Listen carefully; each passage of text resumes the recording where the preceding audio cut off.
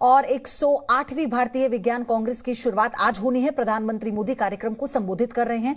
विज्ञान कांग्रेस की थीम विज्ञान और तकनीक से महिला सशक्तिकरण रखा गया है। एक साइंटिस्ट के लिए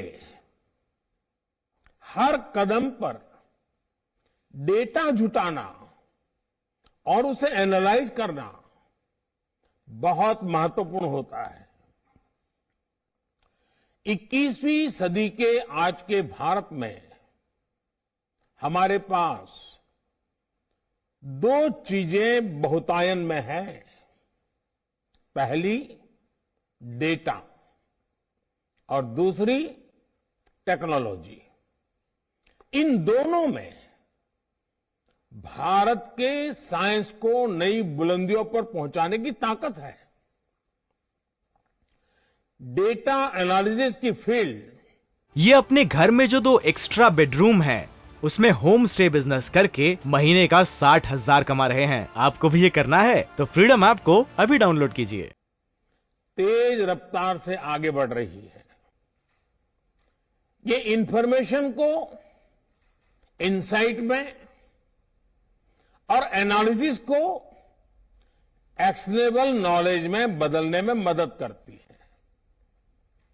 चाहे ट्रेडिशनल नॉलेज हो या मॉडर्न टेक्नोलॉजी, ये दोनों ही साइंटिफिक डिस्कवरी में मददगार होती है। और इसलिए हमें अपने साइंटिफिक प्रोसेसेस को और मजबूत बनाने के लिए अलग अलग टेक्निक्स के प्रति खोजी प्रवृत्ति को विकसित करना होगा। साथियों, आज का भारत जिस साइंटिफिक अप्रोच से आगे बढ़ रहा है, हम उसके नतीजे भी देख रहे हैं। साइंस के क्षेत्र में भारत तेजी से वर्ल्ड के टॉप कंट्रीज में शामिल हो रहा है। 2015 तक हम 130 देशों की ग्लोबल इनोवेशन इंडेक्स में 81 नंबर पर थे, लेकिन 2022 में हम छलांग लगा करके 40वें नंबर पर पहुंच गए हैं। आज भारत पीएचडीज के मामले में दुनिया में टॉप 3 देशों में है। आज भारत स्टार्टअप इकोसिस्टम के मामले में दुनिया के टॉप 3 देशों में है। साथियों, मुझे खुशी है कि इस बार इंडियन साइंस कांग्रेस की थीम भी एक ऐसा विषय है जिसकी दुनिया में सबसे ज्यादा चर्चा हो रही है। विश्व का भविष्य सस्टेनेबल डेवलपमेंट के साथ ही सुरक्षित है। आपने सस्टेनेबल डेवलपमेंट के विषय को विमेन एम्पावरमेंट के साथ जोड़ा है। मैं मानता हूं कि व्यावहारिक रूप से भी ये दोनों एक दूसरे से जुड़े हुए हैं। आज देश की सोच केवल ये नहीं है कि हम साइंस के जरिए विमेन एम्पावरमेंट करें, बल्कि हम विमेन की भागीदारी से साइंस का भी एम्पावरमेंट करें। साइंस और रिसर्च को नई गति दें, ये हमारा लक्ष्य है। अभी भारत को G20 समूह की अध्यक्षता की जिम्मेदारी मिली है। G20 के प्रमुख विषयों में भी विमेन लेड डेवलपमेंट एक बड़ी प्राथमिकता का विषय है।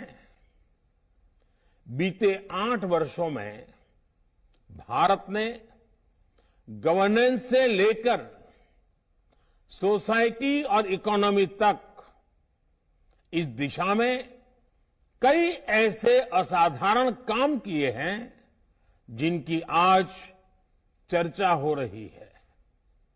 आज भारत में मुद्रा योजना के जरिए छोटे उद्योगों और व्यवसायों में भागीदारी हो या स्टार्टअप वर्ल्ड में लीडरशिप, महिलाएं हर जगह पर अपना दम दिखा रही हैं। बीते 8 वर्षों में एक्स्ट्रा मुरल रिसर्च एंड डेवलपमेंट में महिलाओं की भागीदारी दोगुनी हुई है। महिलाओं की ये बढ़ती भागीदारी इस बात का प्रमाण है कि समाज भी आगे बढ़ रहा है और देश में साइंस भी आगे बढ़ रही है। साथियों, किसी भी वैज्ञानिक के लिए असल चुनौती यही होती है कि वो अपने नॉलेज को ऐसे एप्लीकेशंस में बदल दें जिससे दुनिया की मदद हो सके। जब साइंटिस्ट अपने प्रयोगों से गुजरता है तो उसके मन में यही सवाल रहते हैं कि क्या इससे लोगों का जीवन बेहतर होगा या उनकी खोज से विश्व की जरूरतें पूरी होगी। साइंस के प्रयास बड़ी उपलब्धियों में तभी बदल सकते हैं जब वो लैब से निकलकर लैंड तक पहुंचे, जब उसका प्रभाव ग्लोबल से लेकर ग्रास रूट तक हो, जब उसका विस्तार जर्नल से लेकर जमीन तक हो, जब उससे बदलाव रिसर्च से होते हुए रियल लाइफ में दिखने लगे। साथियों, जब साइंस की बड़ी उपलब्धियां एक्सपेरिमेंट से लेकर लोगों के एक्सपीरियंस तक का सफर तय करती है तो इससे एक अहम संदेश जाता है। ये बात युवाओं को बहुत प्रभावित करती है। वो सोचते हैं कि साइंस के जरिए वो पूरी दुनिया को प्रभावित कर सकते हैं। ऐसे युवाओं को आगे बढ़ाने के लिए इंस्टीट्यूशनल फ्रेमवर्क की आवश्यकता होती है ताकि उनकी आकांक्षाओं का विस्तार किया जा सके, उन्हें नए अवसर दिए जा सके। मैं चाहूंगा कि यहां मौजूद वैज्ञानिक ऐसा इंस्टीट्यूशनल फ्रेमवर्क विकसित करें जो युवा प्रतिभाओं को आकर्षित करे और उन्हें आगे बढ़ने का मौका दे। उदाहरण के लिए टैलेंट हंट और हैकेथॉन के आयोजनों के जरिए साइंटिफिक सोच रखने वाले बच्चों की तलाश की जा सकती है। इसके बाद उन बच्चों की समझ को एक प्रॉपर रोड मैप के जरिए विकसित किया जा सकता है। इसमें सीनियर साइंटिस्ट उनकी मदद कर सकते हैं। आज हम देखते हैं कि स्पोर्ट्स में भारत नई ऊंचाई को छू रहा है। इसके पीछे 2 महत्वपूर्ण वजह हैं। पहला, स्पोर्ट्स की प्रतिभाओं को विकसित करने के लिए देश में इंस्टीट्यूशनल फ्रेमवर्क को मजबूत बनाया गया। दूसरा, स्पोर्ट्स में गुरु शिष्य परंपरा का अस्तित्व और प्रभाव, जहां नई प्रतिभाओं को पहचानकर उन्हें आगे बढ़ाया जाता है, वहां शिष्य की सफलता में गुरु अपनी कामयाबी देखते हैं। ये परंपरा साइंस के क्षेत्र में भी सफलता का मंत्र बन सकता है। साथियों, आज आपके सामने कुछ ऐसे विषय भी रखना चाहता हूं जो भारत की साइंस की दिशा तय करने में मददगार होंगे। भारत की आवश्यकता की पूर्ति के लिए भारत में साइंस का विकास, ये हमारे वैज्ञानिक समुदाय की मूल प्रेरणा होनी चाहिए।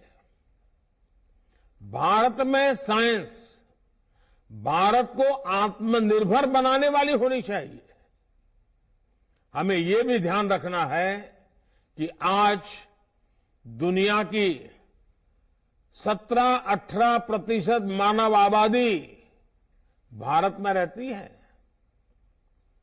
ऐसे साइंटिफिक वर्क्स जिनसे भारत की जरूरतें पूरी होगी, उनसे विश्व की 17-18% मानवता को गति मिलेगी और इसका प्रभाव संपूर्ण मानवता पर पड़ेगा। इसलिए हम ऐसे विषयों पर काम करें जो आज पूरी मानवता के लिए जरूरी है। उदाहरण के लिए अगर हम एक विषय ले लें, एनर्जी। बढ़ते हुए भारत की एनर्जी नीड्स लगातार बढ़ने ही वाली है। ऐसे में भारत की साइंटिफिक कम्युनिटी अगर एनर्जी रिक्वायरमेंट से जुड़े इनोवेशंस करती है तो उससे देश का बहुत लाभ बड़ा होगा। खासकर हाइड्रोजन एनर्जी की अपार संभावनाओं के लिए देश नेशनल हाइड्रोजन मिशन पर काम कर रहा है। इसे सक्सेसफुल बनाने के लिए जरूरी है कि इलेक्ट्रोलाइजर जैसे विभिन्न एसेंशियल कंपोनेंट्स देश में ही बने। इस दिशा में अगर किन्हीं नए ऑप्शन की गुंजाइश है तो उस दिशा में भी रिसर्च हो। हमारे वैज्ञानिकों को और इंडस्ट्री को इसके लिए साथ मिलकर काम करना होगा। साथियों, आज हम एक ऐसे दौर में जी रहे हैं जब मानवता पर नई नई बीमारियों का संकट मंडरा रहा है। हमें नए वैक्सीन तैयार करने के लिए रिसर्च एंड डेवलपमेंट को बढ़ावा देना होगा। जैसे आज हम बाढ़ या भूकंप जैसी त्रासदियों से निपटने के लिए पहले से तैयार रहते हैं, उसी तरह हमें इंटीग्रेटेड डिसीज सर्वेलेंस के जरिए समय रहते बीमारियों की पहचान करनी होगी और उससे निपटने के उपाय करने होंगे। इस लक्ष्य को हासिल करने के लिए अलग अलग मंत्रालयों को मिलकर काम करना होगा। लाइफ यानी लाइफस्टाइल फॉर एनवायरमेंट, इसके बारे में भी आप सभी मेरे साथी भली भांति जानते हैं। हमारी साइंस कम्युनिटी इस दिशा में बड़ी मदद कर सकती है। साथियों, भारत के आह्वान पर संयुक्त राष्ट्र ने इस वर्ष यानी 2023 को इंटरनेशनल ईयर ऑफ मिलेट्स घोषित किया है। ये हर भारतवासी के लिए बहुत गौरव की बात है। भारत के मिलेट्स और उनके इस्तेमाल को ज्यादा बेहतर बनाने की दिशा में काम किया जा सकता है। वैज्ञानिक समुदाय द्वारा बायोटेक्नोलॉजी की मदद से पोस्ट हार्वेस्ट लॉस को कम करने की दिशा में प्रभावी कदम उठाए जा सकते हैं। साथियों, आज वेस्ट मैनेजमेंट के सेक्टर में भी वैज्ञानिक अनुसंधान की अपार संभावनाएं हैं। Municipal solid waste, electronic waste, biomedical waste, agricultural waste, ऐसे क्षेत्र हैं जिसका लगातार क्षेत्र का विस्तार हो रहा है। इसलिए ही पिछले वर्ष बजट में सरकार ने सर्कुलर इकोनॉमी पर बहुत जोर दिया था। जब हमें मिशन सर्कुलर इकोनॉमी को और मजबूत करना है। ये अपने घर में जो 2 एक्स्ट्रा बेडरूम है उसमें होम स्टे बिजनेस करके महीने का 60,000 कमा रहे हैं। आपको भी ये करना है तो फ्रीडम ऐप को अभी डाउनलोड कीजिए।